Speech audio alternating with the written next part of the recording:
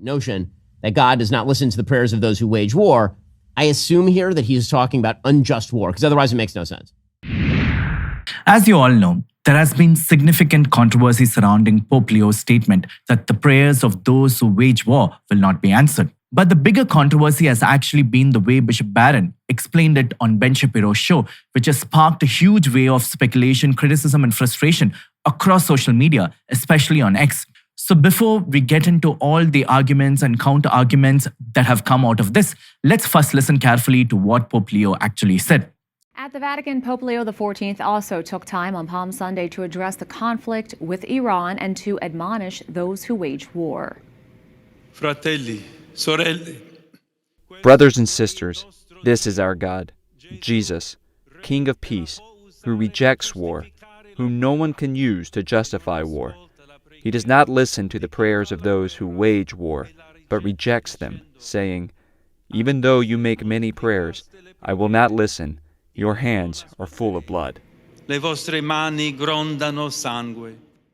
Now, anyone who actually heard this knows very clearly that Pope Leo was speaking in the concrete and immediate context of what was happening with Israel and Iran, a point that has been reinforced across multiple news reports and commentary. Yet, what we have seen then is a deliberate attempt by some to twist, dilute, and reframe that statement by claiming that Pope Leo was not referring to the Iran situation at all, but was instead speaking in a vague and abstract sense about war in general, particularly unjust war. Now fine, let's grant that argument for the sake of discussion. If Pope Leo was speaking only about unjust wars, then shouldn't you at least be willing to face the obvious question of whether the Iran conflict itself qualifies as an unjust war? Because that is the natural and necessary next step in the conversation. Yet instead of addressing it directly, most people who are pushing this interpretation either sidestep the question entirely or avoid giving any clear answer. And unfortunately, even Bishop Barron does not seriously engage with that question, as you will see in this clip. Let's listen. Obviously made a lot of headlines yesterday or the day before when the Pope made this statement. A lot of people interpreted that as a slap at the Secretary of Defense, Pete Hegseth, or a slap at the President of the United States. How should people interpret that? Again, my own take is that he's using language that I think is inartfully broad there, because I assume he's talking about unjust war. Otherwise, he'd be in conflict with, from my understanding and from my Catholic friends, Catholic doctrine itself. No, I think that's the right distinction, the one that you made. And of course, Pope Leo is an Augustinian. So he's shaped by the Augustinian intellectual and spiritual tradition.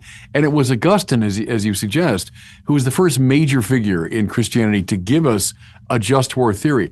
Now, mind you, Augustine was very strong on peace, and that the God revealed in Jesus Christ crucified is a God of peace and nonviolence. Augustine held to that. He held to a critique of Rome that was predicated upon the constant use of violence. So Augustine is no warmonger, but he also recognized in a finite, fallen, conflictual world, sometimes the only way to oppose deep injustice is through the violence of warfare. And then he gave us these criteria. Thomas Aquinas amplified them and so on. So I think that's the right distinction. The Pope is certainly critiquing an unjust war, or someone who's invoking God to support an unjust war. And I furthermore agree with you that he's not referring specifically or precisely to the Iran war. And if you want to look at a situation, look at it in light of the 7 criteria that determine whether war is just or unjust. And right, if you say simply God does not hear the prayers of warriors, well then Abraham Lincoln and George Washington and Franklin Roosevelt and Winston Churchill. So I think what he meant, I think you're making the right distinction. It's the prayers of those who are seeking his sanction for an unjust war. As you can see in this clip, Bishop Barron hints at the criteria of what constitutes an unjust war, but then stops short of actually applying those principles, almost as if stating the theory without giving a conclusion is somehow enough. If you're a Catholic bishop and you are being directly asked about the Pope's comments on war, and you're also the one insisting that he was not speaking specifically about the Iran situation, but only about unjust wars, then I think you have a moral obligation to examine whether the Iran war is just or unjust. You cannot simply skip over it as if it has no relevance to the conversation. In fact, that is the whole conversation. It almost seems as though Bishop Barron came on Ben Shapiro's show to control the fallout from Pope Leo's statements so that the Catholic Church in America does not face backlash. That is exactly why this feels so frustrating to many Catholic voices online, because the answer he gives in that interview comes across as vague and insufficient, and a Catholic bishop is expected to rise above personal relationships or social comfort and speak with clarity, especially in moments where that clarity has real consequences and quite literally involves innocent lives. And in the next clip, Bishop Barron once again sidesteps another major issue that came up during Palm Sunday. So let's listen to that. Yeah, Bishop Barron, one of the things that I think is driving me a little crazy about the current sort of online dynamic is the unwillingness to grant any sort of favor or credibility to the most obvious explanations of things, and the leap to the sort of most extreme interpretation of events. I think that's happening here, where people are immediately jumping to, he must mean a condemnation of President Trump or the Secretary of Defense. I think that's also what happened on Sunday, on Palm Sunday, in Jerusalem, where it seems fairly obvious to me that there was a pretty terrible misunderstanding between Cardinal Isabella over in Jerusalem, where he wanted to go to the Church of the Holy Sepulchre. Yeah, exactly. Yeah. But forgive me the pronunciation. And he goes to the Church of the Holy Sepulchre, and the Israeli authorities, the home front authorities, have basically shut down the entirety of the Old City. I mean, they shut down the Western Wall, they shut down the Al-Aqsa Mosque.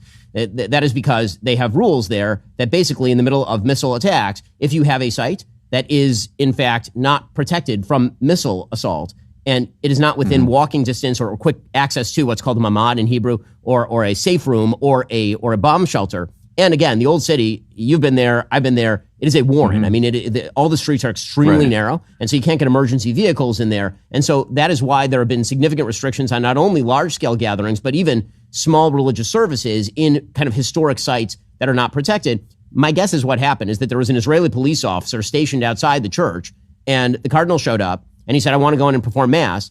And the Israeli police officer said, my superior says no one is allowed to come in here. And that turned into an international incident. And quickly, everybody in a position of authority in Israel, from the prime minister to the president, immediately sounded off, said, we need to make some sort of provision so this doesn't happen again. And yet this turned into some sort of gigantic critique of, I suppose, Jewish anti-Catholicism or something. And that seems to me like the least likely scenario of what actually was happening there. Yeah, I agree with that. I mean, it got resolved pretty quickly. And as you say, at the very highest levels. And there's a photograph of Cardinal Pizzaballa with a Israeli, I think, police official, and they're shaking hands and smiling. And I thought, okay, that really should put an end to it. There was some misunderstanding or some interruption of the chain of command or something happened here. But yeah, to construe that as some massive, attack on Catholicism is unwarranted. Christians have always been concerned about access to the holy places, of course. And I think, it's a difficult time right now, and there's sensitivities on all sides. But I think it got resolved pretty quickly. So, all's well that ends well, I suppose.